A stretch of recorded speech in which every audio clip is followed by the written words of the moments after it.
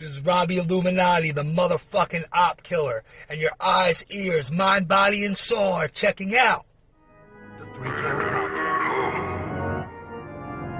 Weighing in at an unbelievable weight that you might hate, but you can't even Dang, I passed with you find that drag ball at. Now entering the ring. Welcome everybody to another great edition of the 3 Count Podcast presents Now Entering the Ring. I'm your host, Clifford Red Dog Miller. That's right, the man that leads you up this mountain called wrestling, taking you to your peak. But like always, you know, every good Sherpa has a person who's been there before, and you ask them for advice on how to get up there to the top of the mountain quicker or just more efficiently. And so it's never about me, it's about who's entering the ring. And today, entering the ring, you can find this man at Mega, you can find him at UXWA, BTOB, AIW, and NWA. This is the Lariat God, Big Moe. Red Dog, what's going on? What up, man? Thank you for coming on the show, first of all. Oh no, thank you for having me. Man, listen, we were talking prior, right? And we were talking about, you had mentioned the word mark, right? So I wanted to tell this story on. So I'm from Baltimore, right? And mind you, you guys, and I don't think I've ever said this. Most of these interviews, it's the first time I'm meeting people like, for the first time. So it's so awesome that we have these combos. Hey man, I'm like I said, I'm pretty much open to talk and work with anybody. So, you know. I'm all for it. So being from Baltimore, right? We're doing a seminar, and Rich Swan was leading it, right? And Dwayne Gilbert was there, and Dwayne Gilbert says, he's like, do you know who? He's like, anytime anyone use the word mark, he's like, just understand, you're a mark too. He's like, as a wrestler, you're a mark. How many people do a super kick? Who's synonymous with doing a super kick? Of course, you're gonna say Shawn Michaels. He's like, but do you know what a smart mark is? It's the person who understands that it's a work and paid to see you do the work. I was like, that's great. I never forget. Like, I heard one story. I think I was at AIW. But somebody was talking about something in that context on how, like, you know, in every match there's a destroyer. you know, and everything. Yeah. So somebody was saying it, and then somebody was like, man, I know Petey Williams is probably like, man, they took one of the coolest moves invented, you know, like something I, you know, brought to the world, and it's the spot now. And then somebody says, but somebody was like, but if Petey does it, it's the finish. The whole locker room was like, absolutely. And then, I'm like, and for some reason I was just like, I don't know why that's hilarious, but that is hilarious because they know if Petey was on the show in the show meeting, it's gonna be like, hey, nobody do a damn destroyer. Right.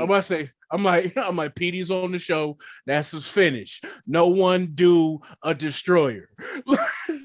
Yeah, it's so weird. Like, you bring up Petey Williams and his move, right, the destroyer. And I remember he put out like a tweet, and it was like, I'm so sorry that this move became a transitional move. And like, right. And I'm like, yo, everybody hits a Canadian destroyer in a match. And I'm like, man, it's not good, man. It's not good. It's not a good look. Right. And I mean, like, I get it. You know, like, doesn't look cool because when I first discovered, you know, TNA, and it was like, yeah, Petey Williams, you know, the Canadian destroyer, the flip power driver. I'm like, a what? A what power driver? They're like, yeah, it's a flip power driver. I'm like, bullshit. And then I seen it, and, you know, this is way before, you know, I actually got started. So I'm like,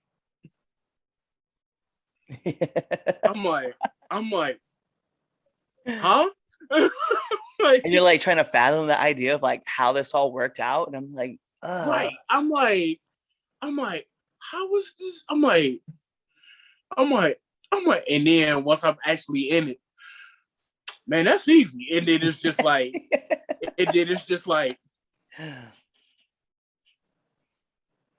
Once you learn, yeah, because you know what's funny is I forgot I was telling one other person too that I actually have a video of me hitting a destroyer with my daughter. So like she was one delivering the destroyer. And yeah, I don't think people realize like how like how devastating it looks, but how relatively simple it is right. to do. I So yeah. about to say right because the main thing, you know, person that's taking it is the one that got to do the flip. You know, Yeah. The person that's giving it is just going for the ride. Yeah, that's it. So it's kind of funny, like to think about. So I'm curious, man. We've been talking about like things behind the scene, but I'm very curious, man. Who is Big Moe? Big Moe is just a kid from Cleveland. You know, one of the lucky ones, born with both parents. You know, and I'm just trying to live a dream.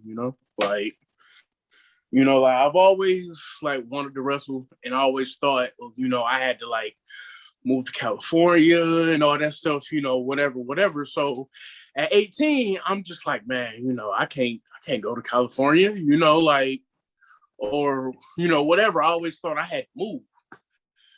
So a friend of mine who started training before I did, that's no longer in the business, he had sent me a picture. He had started training, and he was just like, yeah, you know, it's only, you know, like, you know, an hour from where we live and, you know, whatever. And he was giving me the whole spiel, you know, how like, you know, if you do this, this is what it is, you know, this lifestyle change, this, yada, yada, yada. So I'm just like, I ain't got no kids, you know?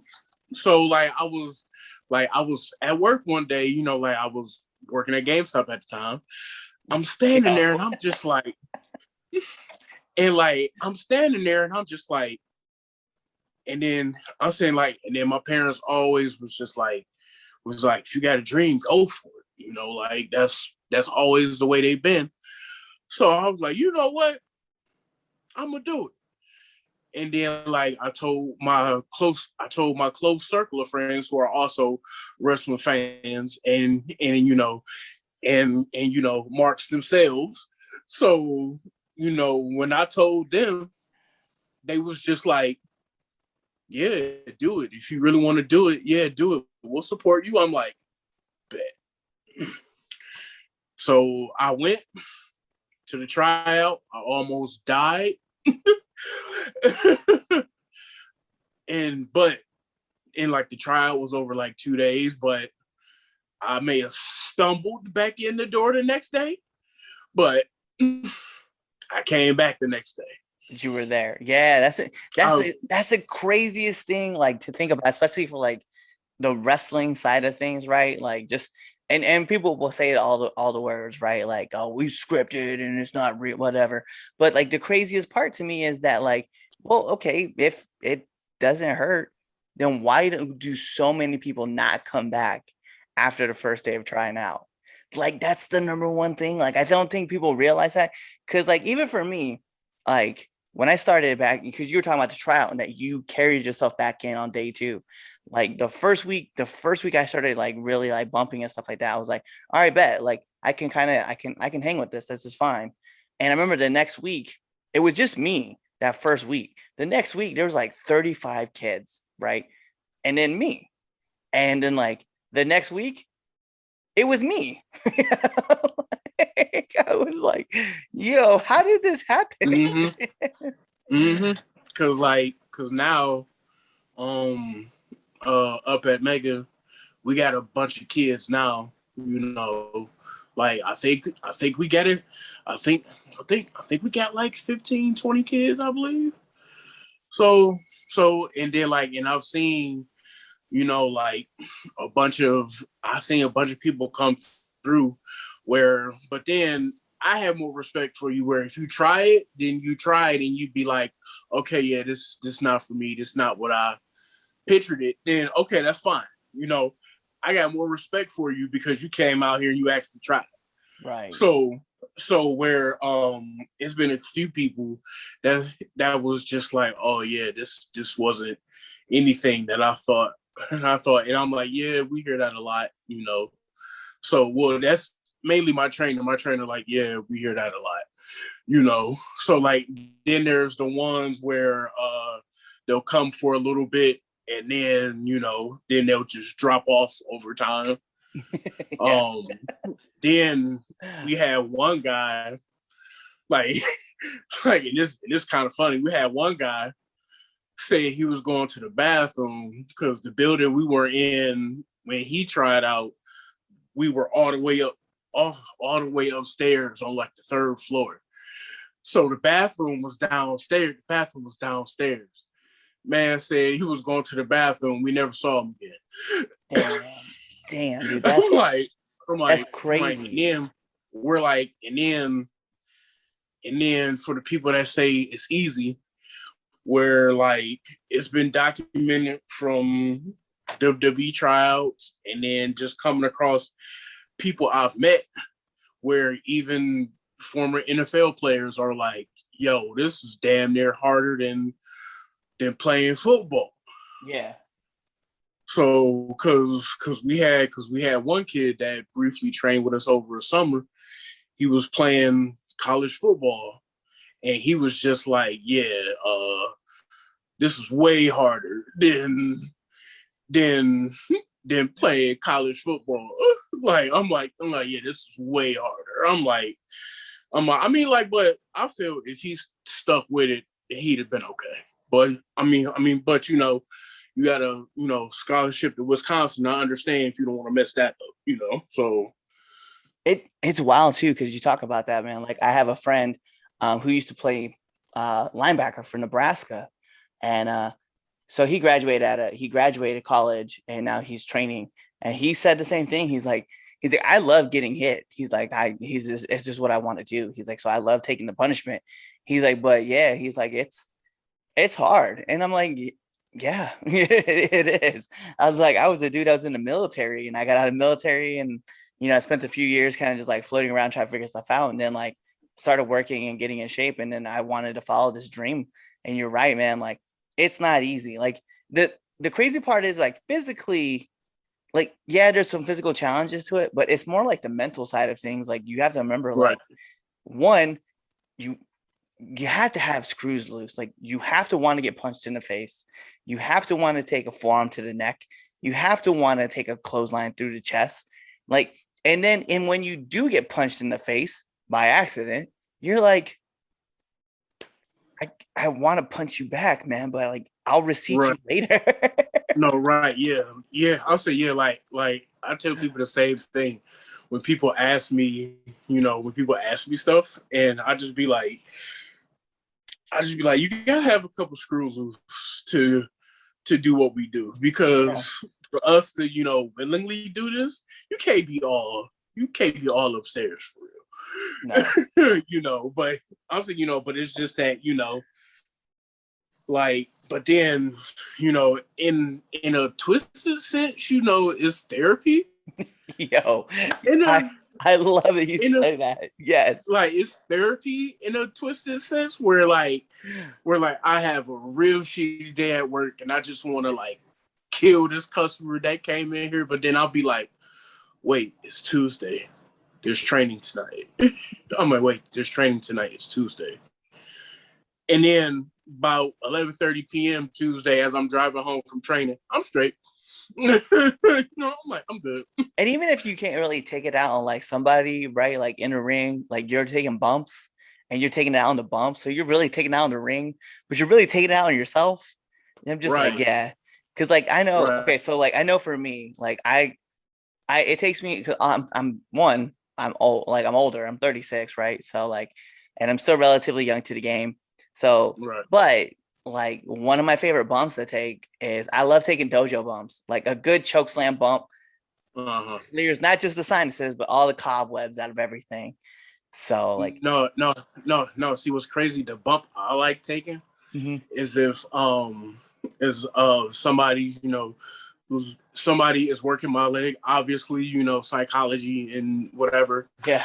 where when they do the chop block from the front, and I can do the 3/4 roll flip bump. Yeah. I love taking that bump, because when people see me do it and it makes sense, they be like, damn. I'm saying,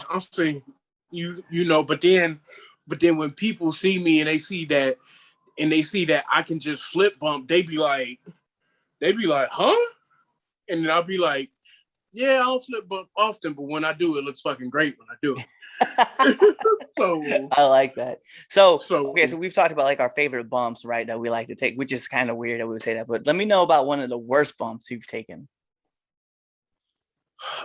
all right. So I want to say this was maybe 2016. This is like my third year. I was in tag team with my trainer. So in December at Mega, December is our anniversary show.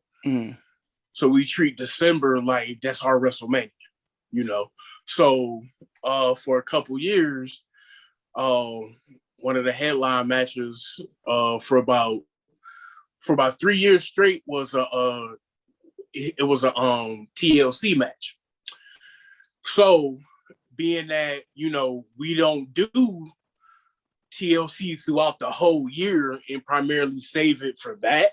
Yeah. So the moment we advertise that, our fan base is like, see, and then another thing, our fan base is savages. Okay. Okay.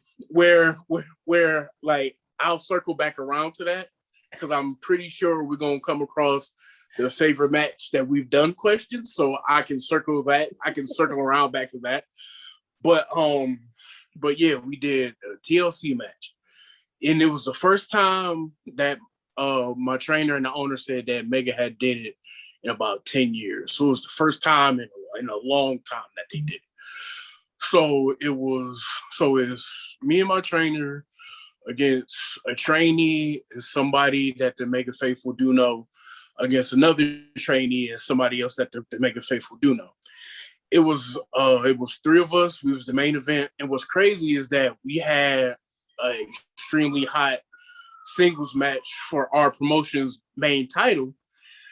And I was just like, and being that, in that match, that one of those dudes was, Desmond Xavier, which is now known as Wes Lee in MSK, being that he was one of them dudes in the match, and I knew what they were doing. I'm like, man, we got to go after that. I'm like,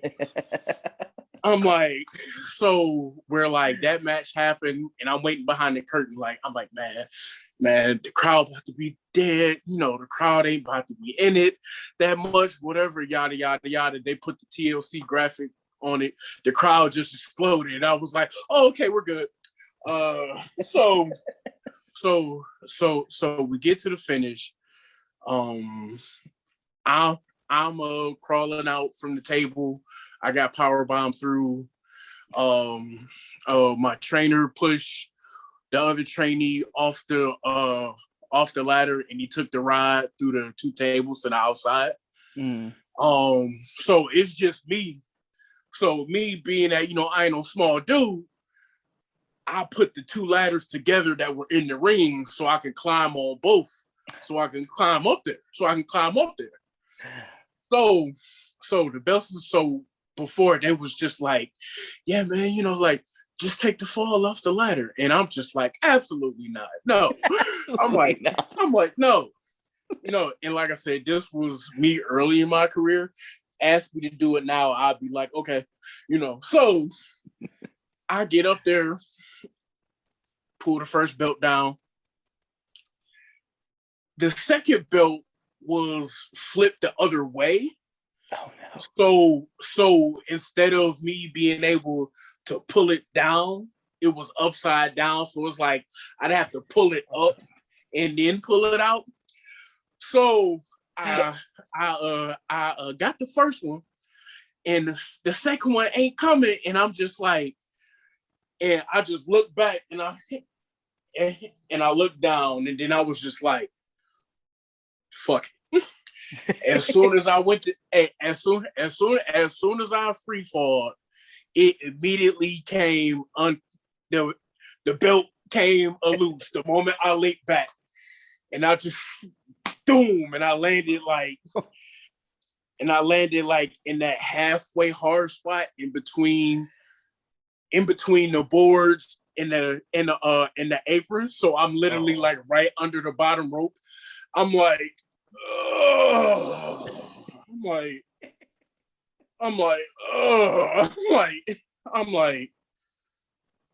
and then like I'm trying to find the clip so I could post it, but somebody else that's in the match,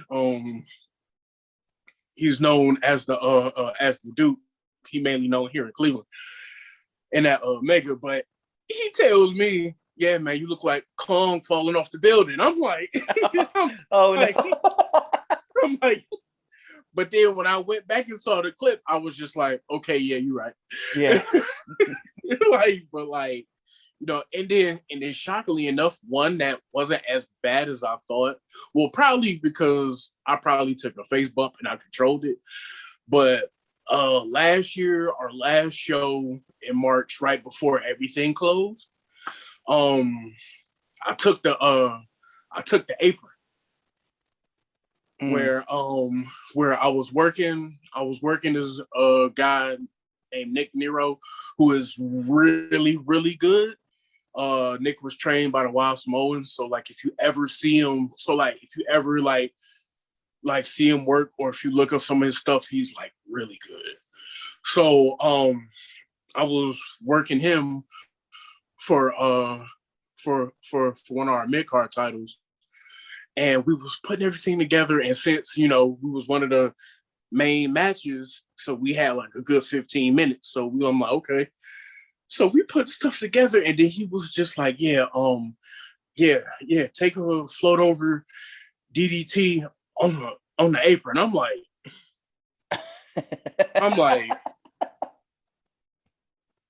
at first I'm like, I said, because he's like, we just trying to figure out how, to get you down, because I don't want to bump you now, so we just trying to figure out. So at first I was just like, whatever. I was just like, first I was against it, but then I just got to thinking. Where I was just like, bro, I'm about to say this is, a really big show for us right now. We got 400 plus in here, and you one of the fan favorites. I'm like, I said to myself, just do it, So we went back. I was just like, yeah, let's do it. Fuck it. So we get to that spot, everything, whatever. He does it. I take it, and since I was like, I felt more comfortable since I knew I could control it. So now when you see it, like when you see it, oh man, it looks like death when you see it. It fucking looks like death when you see it. But then I like took it and I laid their face down. I was just like, that wasn't as bad as I thought at all. I was just like, yeah, that really didn't really hurt. I'm like, I just gotta sell it. And I sold it, but when I took it, I was just like, yeah, that didn't hurt at all. And then like as soon as I got in the back, are you okay? I'm like, yeah, I'm fine. I'm like, cause everybody was like, man, like you took the apron, that shit just looked gross. And I'm just like, good. That's how I wanted it to look. Yeah, like, that's how it's supposed to look. I'm like, right. I'm like, good. That's how I wanted it to look. I wanted it to look like I just died. I'm like, good. Like, but if I had to pick one, it was probably the ladder fall, because that was just straight 100% flat back. I'm like, well, okay. So that being like one of your worst bumps, I'm very curious too, man. Like, what's What's been the hardest you've been hit though in the ring? Shane Taylor. Yeah, that's all that needs to be Where, said. yeah. Where I put the clip on like, well, it's several places, but I did put it on TikTok because somebody comment like, man, like you always beating up on people. Show some stuff for like people beating up on you. I'm like, okay. So it's a 4-way match. It's me, Shane, Jackson Stone, and my trainer. So 4-way because our main title was vacant. So and his thing too is like when he like he throw lariats, he throw them. And that's partially the reason why I throw mine the way I do, because early in my training, I actually trained under him for a little bit early in my training before he moved to Texas. So he stacked us all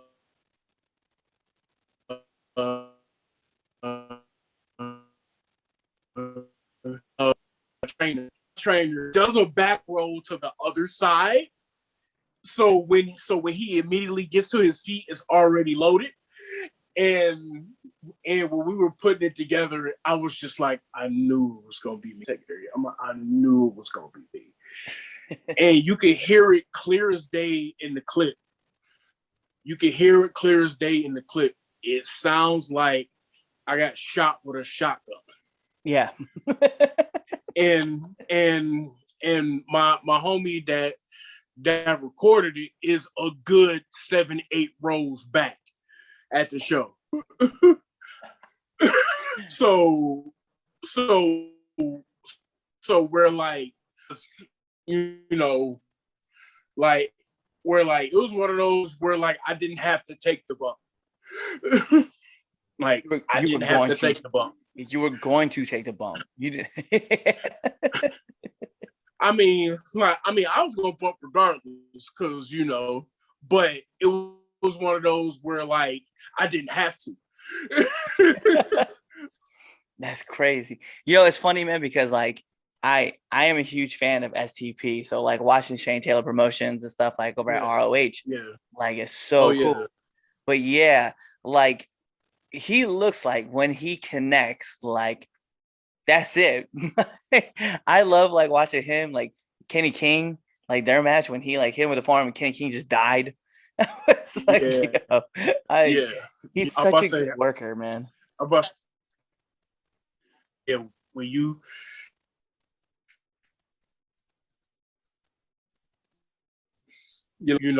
Shane gonna hit you. Like that's just what it is. Yeah. But just like simple wrestler etiquette, better get in there and throw, cause he gonna throw, and he gonna throw everything at you. Okay, so I mean, okay, so now that we've talking like our hardest hits we've taken, some of the bumps and stuff.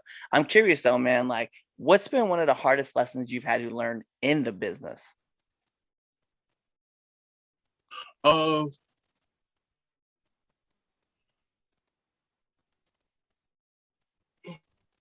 Where like I deal with that a lot, so where I had conversations with people where it's just like, bro, you're talented, you just need to get out of your own way. And that's just an everyday struggle for me. I'm getting better with it now. It's like I'm finally kind of getting, over it. But like for a while,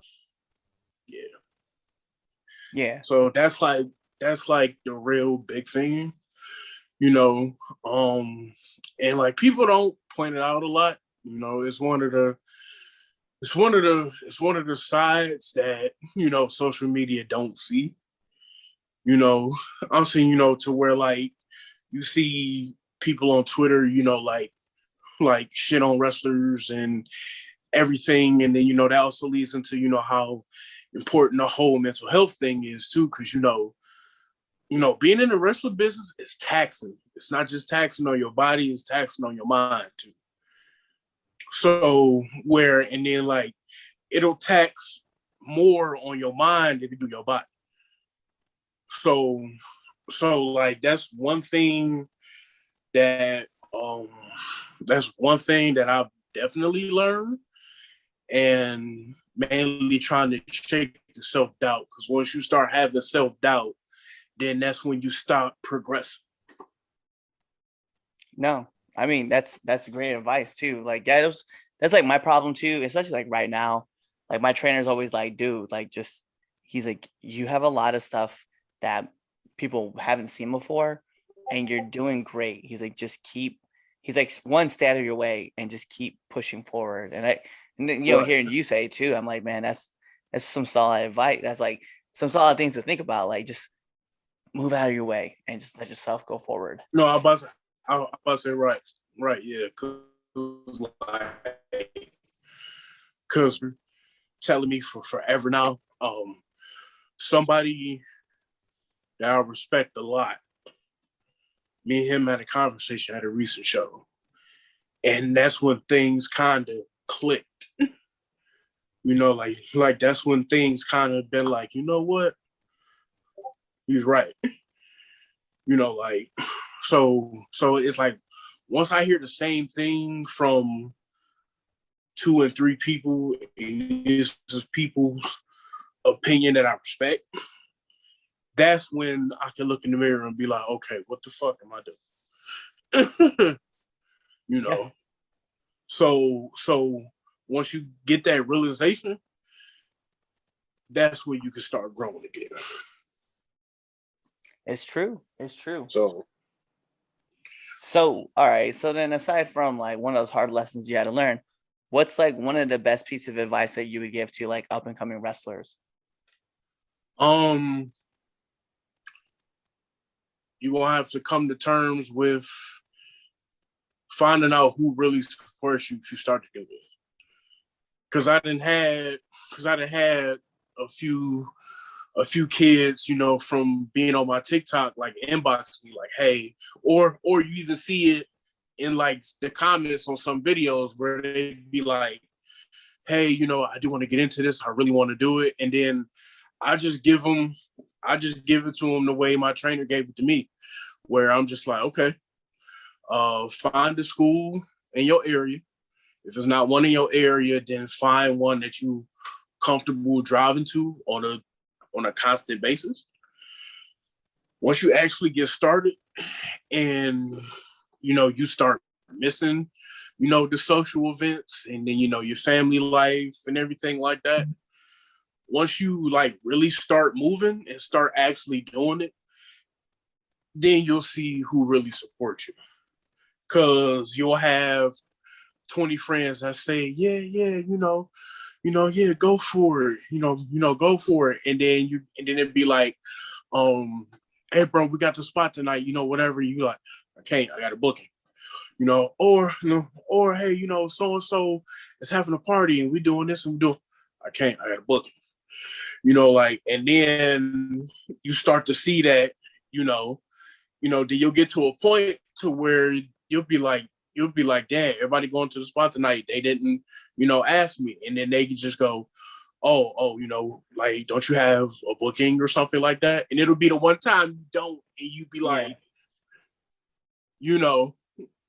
but like, and that same thing go for family, like, and especially,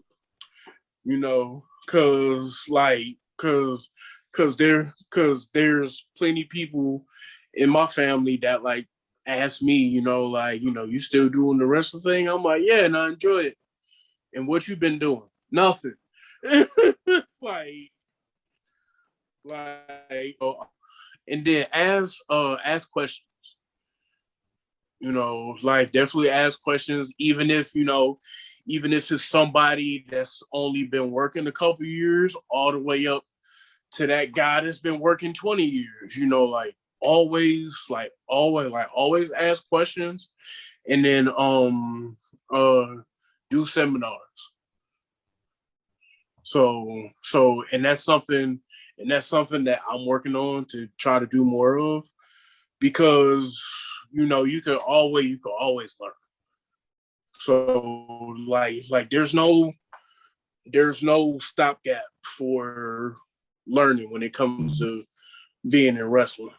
Where I'm saying where like I done heard Dreamers multiple times, and Dreamer that worked everywhere.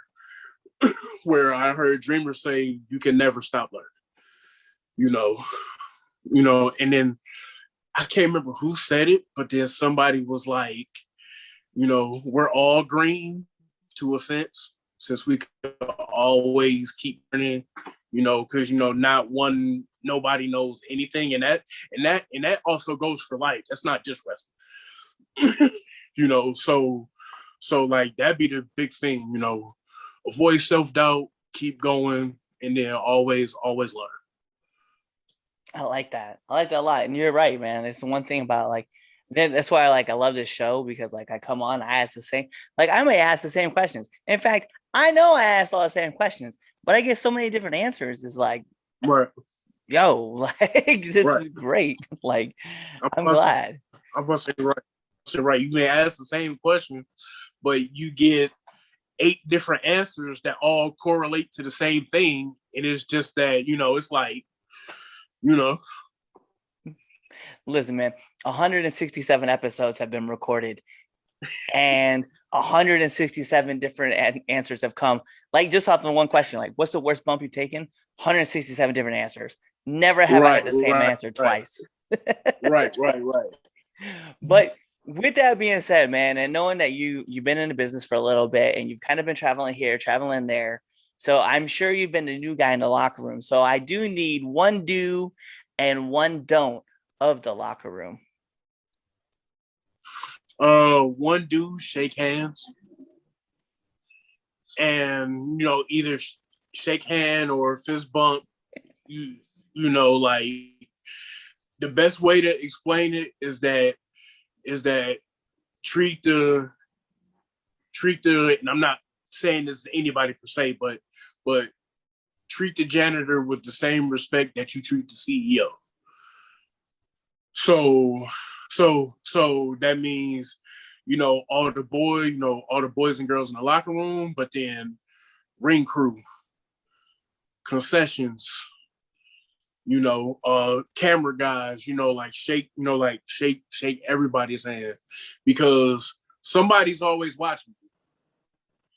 To where you could be good, with the promoter and everybody else, but then say you got a little snide with the lady at concessions, and the lady at concessions turned out to be the promoter's wife, and then she can be like, yeah, I had an incident with him, don't book him. And then you're not back. Right, yep. Is that easy? Don'ts is, if somebody tries to give you criticism, don't take it as if they shitting on you. Because nowadays you should have enough sense to where you can tell somebody is trying to shit on you. But then if like, say somebody watches your match and then they pull you to the side like, hey, this, blah, blah, yada, yada, yada. But when you did this here, how about next time, instead of doing this, implement this here so you can get back to there, but then it makes more sense. Now, if somebody tell me that, great, thank you. So, but then you also got to know, if they saying that just to, get you out of their face, or they just saying it just to make it look like they giving advice to other people, because there are some people that will do that. So like, but as a general statement, if somebody's giving you like honest criticism to what you should think, to what they would think that will make you better, don't take it as if they're trying to shit on you. I like that though. I like that a lot. Like I know, like I've shared the story before, but it's one of my favorites. So I recently had a match, right? And I I'm doing my thing, right? And after the match, right? And it's like after the show, right? Like a person just nonchalantly walks up, right? And she goes, yeah, you do the finger point too much. Pop, pop, pop. You did it like 4 times. And I was like, no, I didn't. And she's, yeah, you did. I was like, no, I didn't. She's like, yeah, go back and watch the match. I didn't have to. Like, I took 2 steps, thought about everything I did. I was like, I walked back. I was like, I'm so sorry. You are 100% right. And then she sat down with me and she was like, great. Now let's talk about what you can do to make things better. And we sat down for like 40 minutes, man, just talking about my match. I was like, just soaking it all like, in. no, like, we're like, it's just crazy to where like you think nobody's not paying attention. And then when somebody like wants to give you like actual advice, then they look at you and they be like, okay, this, and then as a person, it just makes you go like, and then it makes you be like, I did all that, like so like when somebody's like, that's what I said, like when somebody's giving you like actual advice, like they're like, listen, like first, because like during my first year, I was kind of like, I hadn't like figured that out yet. Yeah. So I was kind of like, I would just look at everybody and be like, I hadn't figured that out yet. Now, if somebody says something to me now, mouth closed, where if it's actual advice, oh yeah, I'm gonna listen to it. But then people know me. But then people that know me not to like feed me no bullshit, because I'm gonna just be like, really, like really, like so. Got it. But man, listen, like those are all my heavy hitting questions. So we got to get into the second best segment of this podcast. Everybody asks me what's the first. It's easy, man. It's the Red Dogs Power Rankings that you can find on the debate shows every Sunday. But this is the 3 Count Podcast, 10 count questions. Big Mo, this is how it works, man. I'm going to fire off 10 questions at you, rapid fast. Whatever's your first answer, that's your answer. Oh, no. Oh, man. We're going to put on Imagine a timer for added pressure. And here we go. SmackDown or Raw? No. You say SmackDown? SmackDown. Okay. Favorite dance move? Moonwalk. Shawn Michaels or Kofi Kingston? Shawn Michaels. Favorite movie? Man, that's a tough one. If I had to say, probably Inception.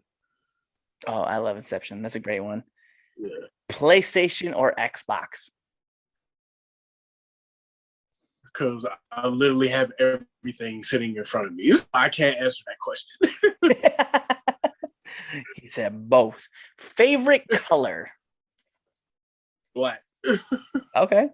Marvel or DC? Marvel. Hands down. All right. Favorite podcast? I listen to a lot. Probably Talk is Jericho, since you can get the candid, and so probably Talk is Jericho. Okay. I'm a huge fan of Talk is Jericho. I like Talk is Jericho as well. Nominate one person that you want to see on this podcast. Jackson Stone. All right. You know what's crazy? That's the second time I've heard his name get brought up. So we're definitely have to go out. Yeah. Stone trained at Mega. So I kind of saw his growth firsthand. And he is literally the prototypical example of what you will want indie wrestler to be. Okay. He's one of the ones that like deserves his success because he's went out and got it.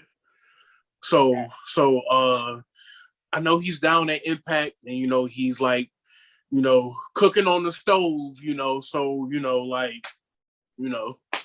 but he's out there he's really grown a lot from him in the beginning to now really turning Suplex Shogun into it's like at this point it's kind of like almost a whole different entity.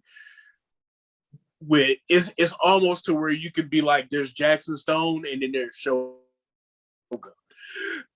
it's almost like you could almost separate it into two different people. Nice. And then definitely. I was just saying, man, last but not least, my favorite question to ask every single person that comes on this podcast. Favorite curse word?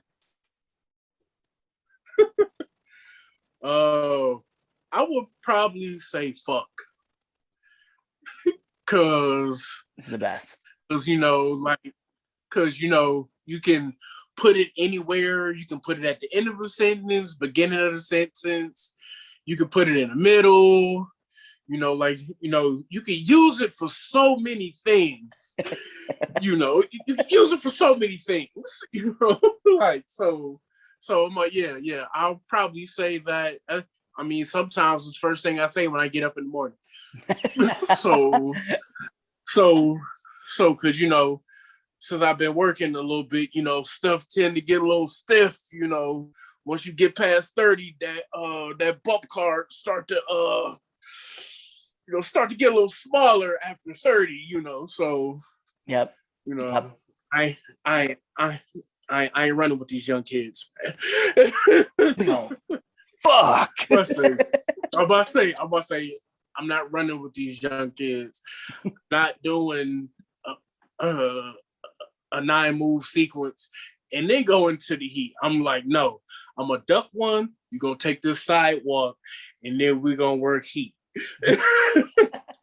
I say now when you get your comeback, then we can throw a sequence or two in. But that first 3 minutes of the match, oh no, old school. Nice and slow, kid. I'm about to say, right. Slow down. Oh, you think you're going slow? Too fast? Go slower. Slower.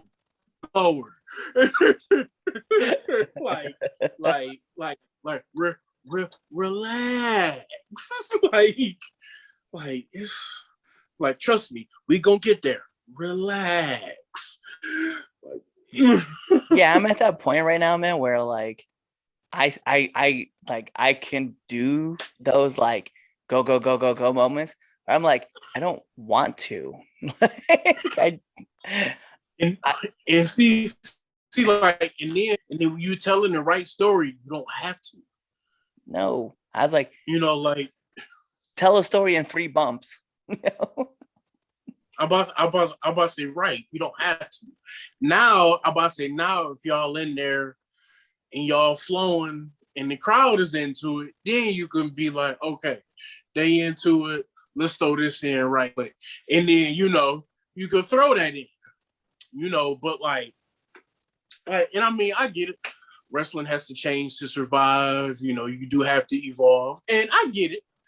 And I feel for sequences like that, there is a time and a place for it, but it just don't have to be the whole, 8 to 10 or, 13 to 15, it don't have to be the whole time. It don't have to be the whole match, now, unless it's like, now if it's like a 6-way scramble and stuff like that, then, that match is supposed to be a car crash, it's 6 people in there.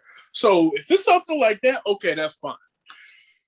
But prototypical singles match, it ain't got to be that the whole way. Nope. As long as you, as long as you telling the right story, the crowd is into it, and then as long as your sequence makes sense to the story you telling, then yeah. Yeah, no doubt, man.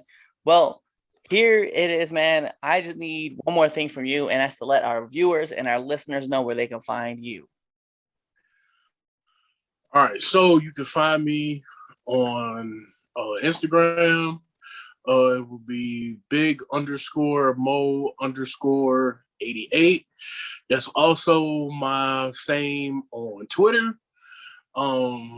My TikTok is Lariat_God. That's GAWD. There's that. Then also, if you're in Ohio, this Saturday, Mega Championship Wrestling presents You're Gonna Need a Bigger Boat in Vermilion, Ohio. The show we do have. You can go on our Mega Facebook page, get all your ticket information. You could buy tickets from me, or you could buy tickets online at mcw.yapcity.com. And then also on Tuesdays, we do what's called Training Turmoil, where we do live training matches of our trainees so we can pick them apart and they can get better. So you can kind of see the next generation of Mega grow live on Facebook. That's every Tuesday at 8:15. I like that. That's actually kind of cool. I'm gonna have to peep in on that one. So I mean, yeah, like we've been doing it, I want to say almost a month, and then we didn't jump from like 5,200 likes on our Facebook page to about over 6,000 now. So yeah, people are in. When we do Training Turmoil, it's live from the training school. It's not cut and recorded. It's 100% Facebook Live, and all of us share it everywhere. That's awesome, though. So that's it, man. We going right to the end, man. We going right to the finish, man. We wrapping this up. We go. Hey, take it home. You gotta take it home, man. So here we are, man. And that's what we talk about. This is the 3 Count Podcast presents Now Entering the Ring. And like I said at the top of the show, I am your host, Clifford Red Dog Miller, the man who leads you up this mountain to the peak. Call me your Sherpa, but every Sherpa has to have that person who taught them how to get up to the mountain. So it's never about me. It's about who's entering the ring. And today, you guys see him. He's here. He is the Lariat God, Big Moe. And you guys know what to do. Tune into the next episode and be there, or you just wait for this episode to end. You wait for the outro and you listen to another one of our episodes. Peace. I will say thanks for having me, and I'm just trying to embrace the world one Lariat at a time. What's going on, 3 Count Nation? I'm Clifford Red Dog Miller with the catchphrase. But what I really want to do right now, go to twitter.com, right? Go over there, find us at the 3count_pod, give us a follow, give us a like, give us a comment. We want to talk to you guys. Go to IG at the 3 Count Pod, give us a like, give us a follow, leave us a comment. We want to interact with you. Go to youtube.com, give a subscribe, turn the bell on, turn the notifications, leave a comment. We want to talk to you. Go to anchor.fm/the 3 Count Podcast, and in there, you can leave us a message, and we will talk to you. Basically, what I'm trying to tell you is that we want to talk to you. We want to have fun with you guys, and we love listening to what you guys have to say. Also, one thing I need you to do for me, the 3 Count Podcast also has merchandise. At prowrestlingtees.com/the 3 Count Pod. Please go buy our t-shirts. We love you guys, and we hope you love us too. So show us some support, please.